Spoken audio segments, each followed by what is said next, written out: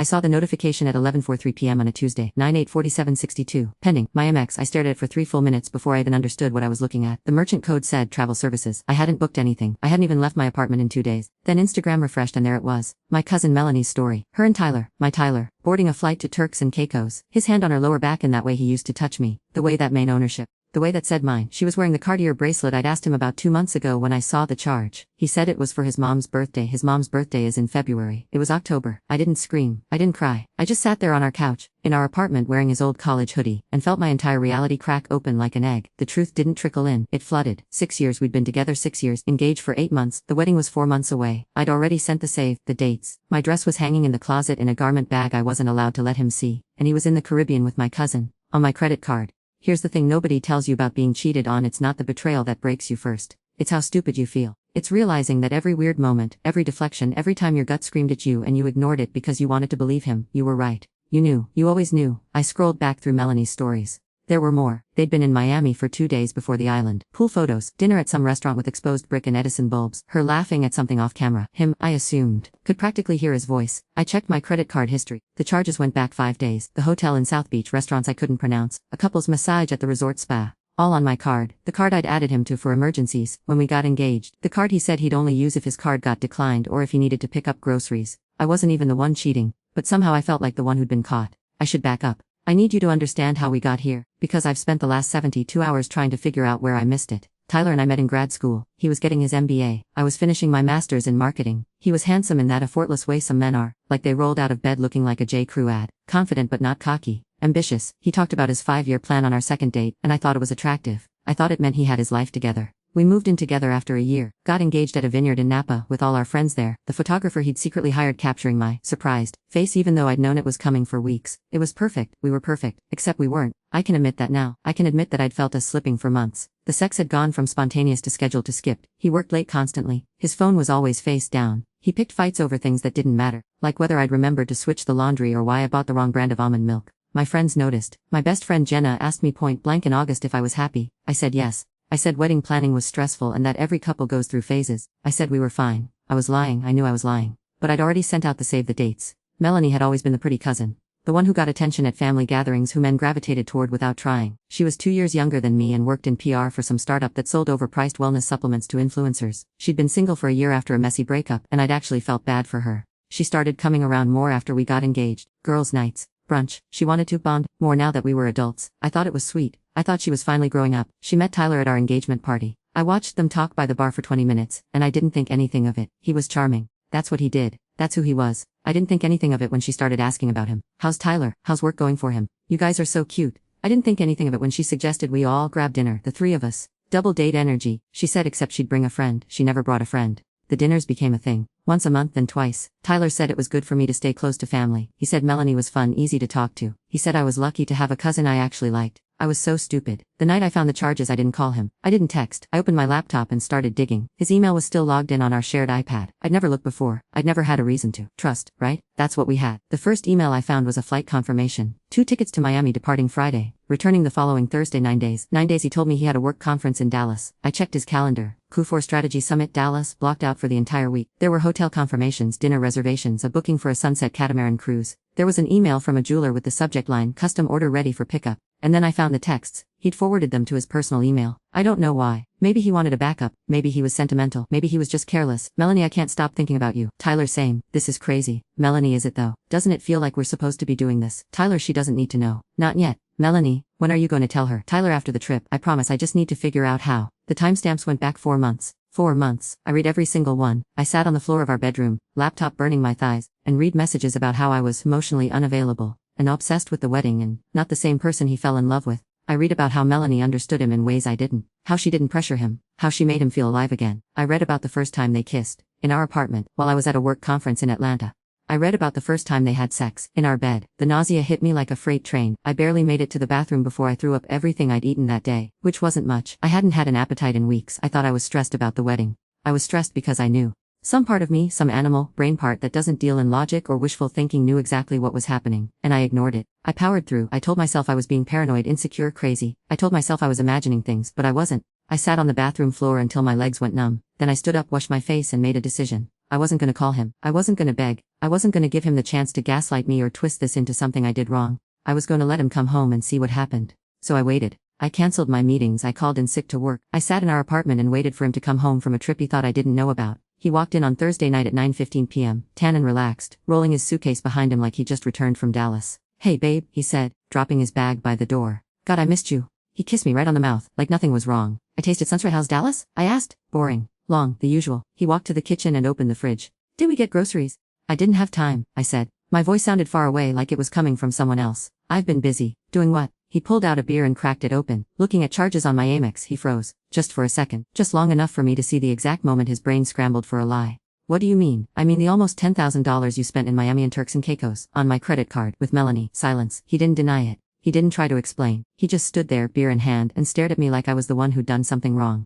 "I was gonna tell you," he finally said. "When? After the trip?" "You mean after you got back from fucking my cousin in the Caribbean on my dime?" "Don't do that." His voice was sharp now, defensive. "Don't make it sound like that." "Then what is it?" "What should I call it?" "Was complicated." I laughed. I actually laughed. It came out harsh and bitter and nothing like my real laugh. "Complicated.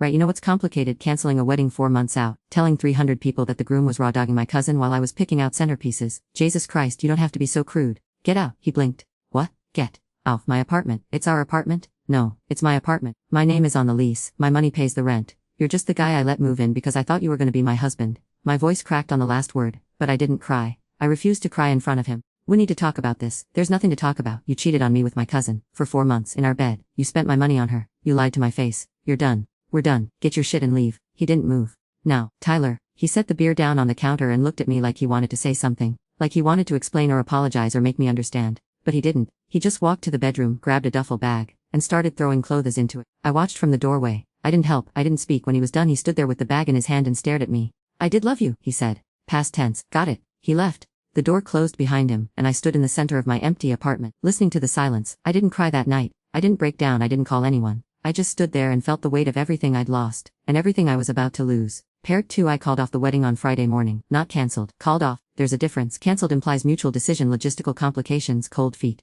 Called off means someone fucked up so badly that the entire thing imploded. I sent a group text to the bridal party at 7 m. "Wedding is off. Tyler cheated. I'll explain later. Please don't contact me for a few days." Then I turned off my phone. By noon I'd gotten 63 missed calls. By the time I turned it back on that night, the number was over 200. Everyone wanted the story. Everyone wanted details. Everyone wanted to know if I was okay, which was the stupidest question in the world because of course I wasn't okay.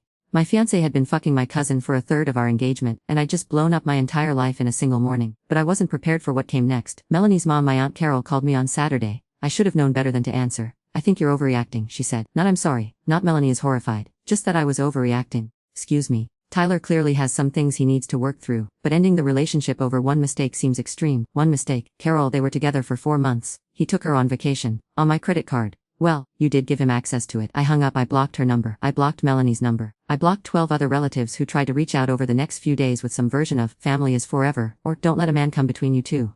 As if I was the one who'd done something wrong. My mom was better, but not by much. She didn't defend Melanie, but she also didn't defend me.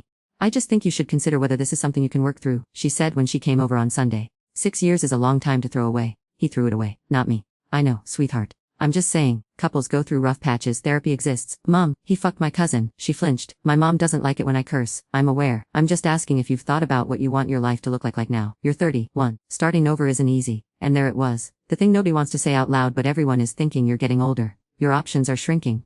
Are you sure you want to be single? I asked her to leave. The worst part, the part that made me feel actually insane, was that people kept acting like I was the one being unreasonable. Like I was throwing a tantrum instead of standing up for myself. Tyler's mom called me. Tyler's mom, who I'd had brunch with once a month for 2 years, who'd helped me pick out wedding invitations, who told me I was the best thing that ever happened to her son. She wanted to know if I'd be willing to hear him out. "He's devastated," she said. "He made a huge mistake, but he loves you. He wants to fix this. He's devastated. He's devastated. He's not handling this well." Good, I hope he never handles anything well again. I hung up on her too. The thing about infidelity is that everyone has an opinion, and none of them matter. People who've never been cheated on want to tell you about forgiveness and growth.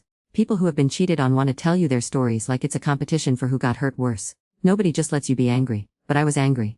I was so angry I couldn't sleep. I couldn't eat. I lost 9 pounds in 2 weeks and people kept telling me I looked good, like my suffering was a successful diet plan. I went back to work on Monday. I had to. I couldn't afford to take more time off, and sitting in my apartment alone was making me spiral. My boss pulled me into her office an hour after I arrived. "I heard about the wedding," she said. "I'm so sorry." "Thank you." If you need time, we can make accommodations. I wasn't fine. I made it until 2 p.m. before I locked myself in a bathroom stall and cried so hard I thought I was going to pass out. One of my coworkers, Rachel, found me. She didn't say anything. She just handed me paper towels and waited. He cheated, I finally said. With my cousin, Jesus, on my credit card. Fucking hell. And that, somehow, was the most comforting thing anyone had said to me. Rachel took me to a bar after work. We didn't talk about Tyler. We didn't talk about Melanie. We just drank overpriced wine and complained about work and pretended my life wasn't in ruins. It was the best 2 hours I had in weeks. But then I went home and the apartment was so quiet I could hear the fridge humming. I could hear the couple upstairs laughing. I could hear my own thoughts, which was the worst part. I kept thinking about the wedding. The venue was paid for, non-refundable. The photographer, the florist, the DJ, the caterer, all of it locked in with deposits I'd never see again. I'd lost $12,000. Tyler had spent $10,000 on Melanie. The math didn't even make sense. I started going through his stuff. The clothes he'd left behind. The books on the shelf with his name in them. The coffee mug he used every morning. I didn't throw anything out. I just moved it into boxes and stacked them by the door. He texted me 3 weeks after he left, "Can we talk?" I didn't respond. He texted again, "I know you're angry, I get it. But I think we owe it to ourselves to have a conversation. We don't owe each other anything." I wrote back, "Come get your shit or I'm donating it." He showed up the next day with Melanie, in my apartment, standing next to my ex-fiancé like she had any right to be there. "Are you fucking kidding me?" I said. "She's here for support," Tyler said. "Support? You brought the girl you cheated on me with to my apartment for support." I didn't want to come alone. "You should have come alone. You should have come on your hands and knees apologizing.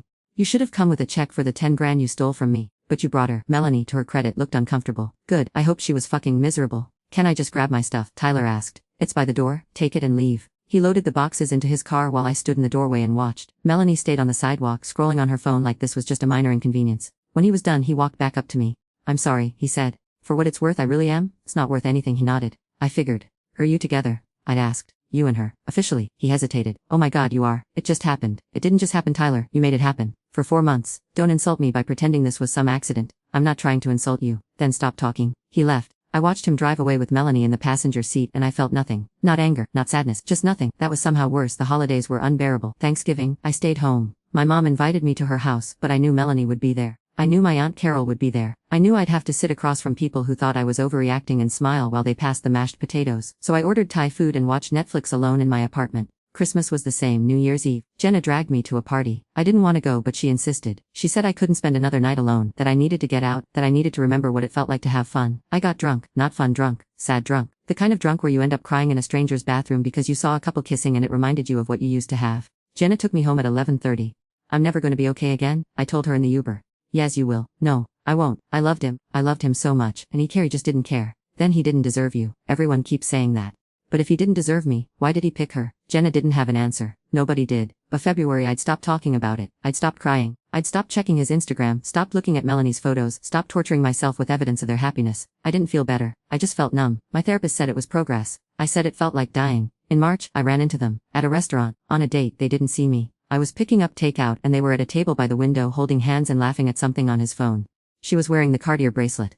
I walked out before they noticed me. I sat in my car in the parking lot and screamed until my throat hurt. And then I drove home and realized something I'd been avoiding for months. I didn't just lose Tyler. I lost my future. I lost the life I'd been building. I lost the version of myself that believed in love and trust and happily ever after.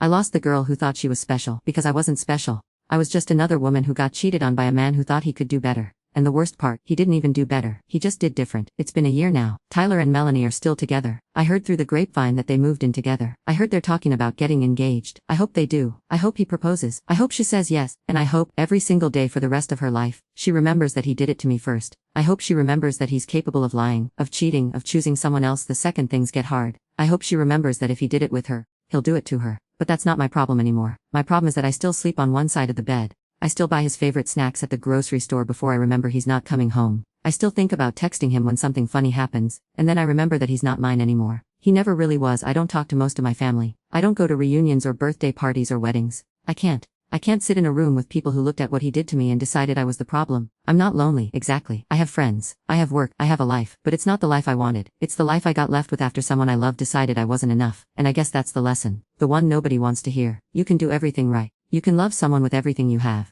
You can plan a future and build a home and believe in forever. And they can still choose someone else.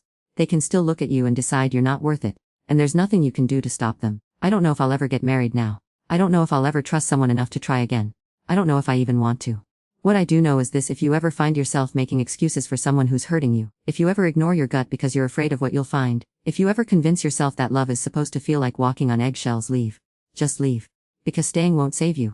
It'll just give them more time to destroy you, and by the time you realize what's happening, you'll be standing in the center of your empty apartment, listening to the silence, wondering how you let it get this far.